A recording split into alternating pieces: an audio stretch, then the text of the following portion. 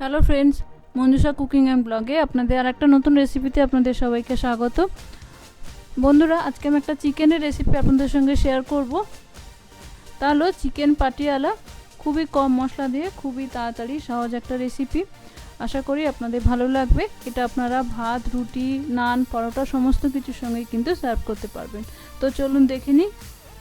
প্রথমে আমি এখানে 700 গ্রাম মতো চিকেন নিয়েছি। চিকেনটা ভালো করে ধুয়ে জল ঝরিয়ে নিয়েছি। এবার ম্যারিনেট করে নেব। তার জন্য দিয়ে দিচ্ছি হাফ টি স্পুন গোলমরিচের গুঁড়ো, স্বাদ মতো নুন,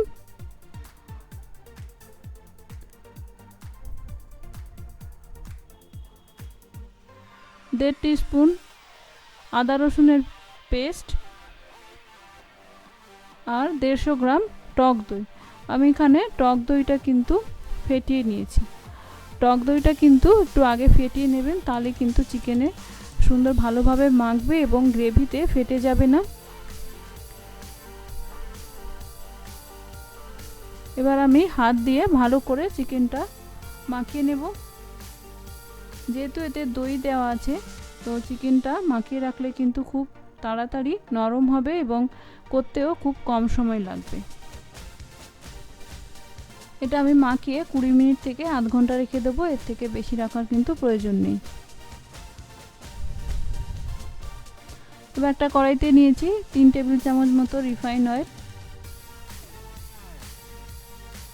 এবার তেলটা ভালোভাবে গরম হয়ে যাওয়ার পর এতে দিয়ে দিলাম কিছু গোটা গরম মশলা, যেমন ছোটো এলাচ, দারচিনি, লবঙ্গ এবং একটা জয়িত্রীর টুকরো।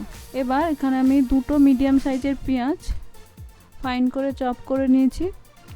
এটা কিন্তু বেটে দিলে ভালো লাগবে না, তাহলে গ্রেভিটা বেশি ঘন হয়ে যাবে, তাই জন্য এটা চপ করে দিলেই কিন্তু ভালো হবে। তো পেঁয়াজটা আমি হালকা লাল করে ভেজে নেব। দেখুন হালকা লাল হয়েছে, খুব ব্রাউন করে কিন্তু ভাজার দরকার নেই, এরকম হালকা লাল হলেই কিন্তু হবে। এবার এতে দিয়ে দিলাম 3টে কাঁচা লঙ্কা কুচানো। আপনারা আপনাদের ঝাল কীরকম খান সেই রকম দেবেন। এবার লঙ্কাটা অল্প একটু ভেজে নিয়ে আমি এতে দিয়ে দিচ্ছি একটা মিডিয়াম সাইজের টমেটো, ছোট ছোট করে কেটে নিয়েছি। এতে যেহেতু দই দেওয়া হবে, এর থেকে বেশি টমেটো দেওয়ার দরকার নেই, তাহলে কিন্তু টক হয়ে যাবে। এবার টমেটোটা তাড়াতাড়ি নরম করার জন্য আমি এখানে দিয়ে দিচ্ছি অল্প নুন। নরম হওয়া পর্যন্ত এবং কাঁচা গন্ধ যাওয়া পর্যন্ত ভেজে নেব। টমেটোটা প্রায় ভাজা ভাজা হয়ে গেছে। এবার আমি এখানে কিছুটা কসুরি মেথি আগে থেকে জলে ভিজিয়ে রেখেছিলাম, এবার এটা দিয়ে দেব। জলে ভিজিয়ে রেখে দেওয়ার কারণ হলো, বন্ধুরা আমরা অনেক সময় ড্রাই কসুরি মেথি দিই বা ড্রাই রোস্ট করে দিই, সেক্ষেত্রে কী হয়, ভাজলে তাড়াতাড়ি পুড়ে যাবে তেলের মধ্যে, তাহলে কিন্তু তেতো হয়ে যাবে খেতে।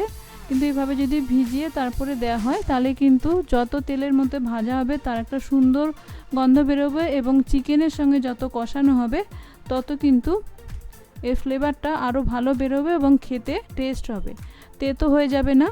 তাই জন্য এইভাবে আমি ধুয়ে দিলাম। এবার দেখুন পেঁয়াজটা নরম নরম হয়ে গেছে, কসুরি মেথিটাও কিছুটা ভাজা হয়ে গেছে। এবার আমি যে ম্যারিনেট করে রেখেছিলাম চিকেনটা, সেটা দিয়ে দিচ্ছি। এটা মশলার সঙ্গে ভালো করে মিশিয়ে নেব। দেখুন মশলার সঙ্গে মিশিয়ে নিয়েছি। বন্ধুরা, আমি এটা সাদা করব, তাই জন্য কিন্তু হলুদ দিচ্ছি না। আর যেহেতু দই দেওয়া আছে, কোনো রকম জল কিন্তু দেওয়ার দরকার নেই। এবার এখানে আমি কিছু গুঁড়ো মশলা দিয়ে নেব, যেমন হাফ টি স্পুনের মতো জিরে গুঁড়ো আর হাফ টি স্পুনের মতো ধনে গুঁড়ো। এছাড়া কিন্তু এখানে আর কোনো মশলা দেওয়ার দরকার নেই। এবার ধনে জিরে গুঁড়োটা আমি ভালোভাবে মিশিয়ে নেব। বন্ধুরা, এটা কিন্তু অনেক কম মশলা দিয়ে হয়, তাই এটা খেতে কিন্তু খুবই টেস্টি এবং হেলদি হয়।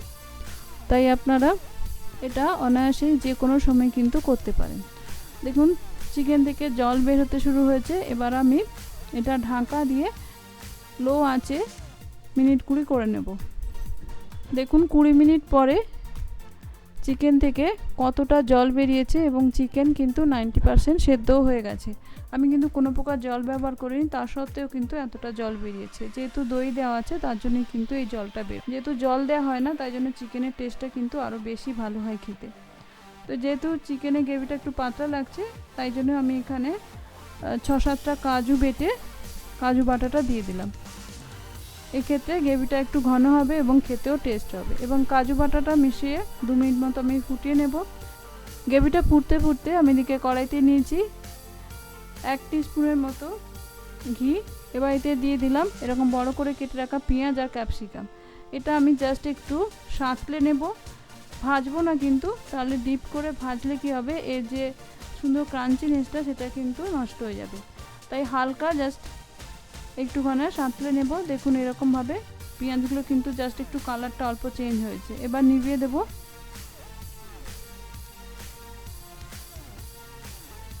এবার চিকেনের মধ্যে এটা দিয়ে দেব।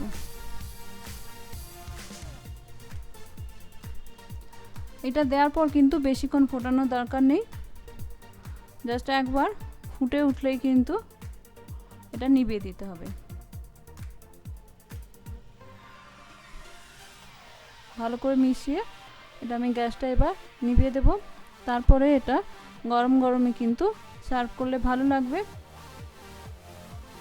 তো বন্ধুরা, রেডি আমার চিকেন পাটিয়ালা। এটা কিন্তু ফ্রাইড রাইস, লুচি, পরোটা, নান এগুলো দিয়ে কিন্তু সবথেকে ভালো লাগবে খেতে। তো আপনারা অবশ্যই বাড়িতে একবার ট্রাই করবেন। আর কেমন লাগলো আমার এই রেসিপি অবশ্যই আমাকে কমেন্ট করে জানাবেন। আর সাবস্ক্রাইব করে পাশে থাকবেন। নমস্কার, ধন্যবাদ, ভালো থাকবেন।